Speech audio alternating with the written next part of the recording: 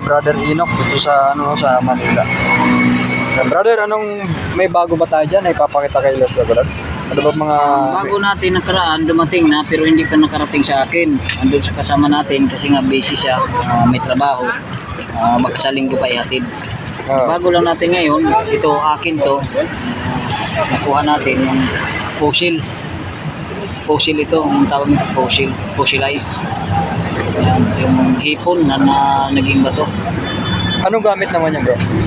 Pang-business pa rin. Pero ito, pwede rin ito sa pangkabal kasi lahat ng mutya naman talaga pwede mong gamitin sa kabal sa negosyo. Kasi fossil to eh. Pero karamihan talaga nito, panghalina. Ito. Hindi pa ito nasubukan sa pangkabal pero alam naman na nag-aagimat pag mga fossil. Kasama rin ang kabal doon. Kaya ito, pwede kabal, pwede pang business. Kung natin, yung dumating sa akin. Nakaraan. Ito, lagi tayong mayroon ito. Kung sino ang magtanong sa number natin, lagi tayong mayroon yan. Hindi tayo maubusan yan. Mayroon pa akong isang in-order, yung seahorse naman yun. Hindi ko alam kung dumating na. Yung isang rin na in-orderan ko. Ganito rin siya, pero ibang klase yun. Parang may kanal-kanal ng katawan. Kasi magkaibang hipon at saka seahorse. Yun yung ang inaantay ko na baka ma-order dumating na. Tapos ito, kung mahilig sa mga tiger eye, bato rin ito siya. Ganyan talaga yung niya, yung kulay. Kaya tawag nito tiger eye kasi niya, yung mata ng tigre kasi kulay talaga niya. Ito, lagi tayo mayroon ganito kung sino yung mga mahilig sa bato na tiger eye. Mayroon tayo lagi nito. Yan. Maraming klaseng tiger eye pero basta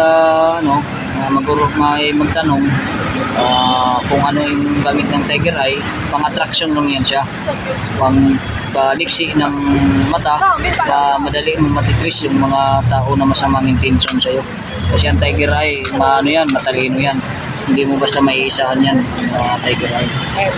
Yun yung natin, update lang tayo sa iba kasi marami naman yung dumating si Pasko kasi kaya hindi nahatid sa akin ilang araw, yung linggo.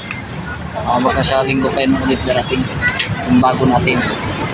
Yung dumating yung linggo sana i-deliver sa akin marami kaso may ginawa kaya hindi hinatid. Ito linggo para ihatid sa akin yung bago natin. Marami yun, mga fossil din yun at saka iba-ibang kalikasan. Update lang tayo.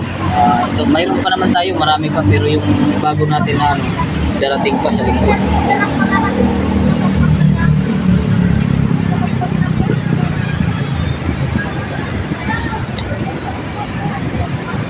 Ano to?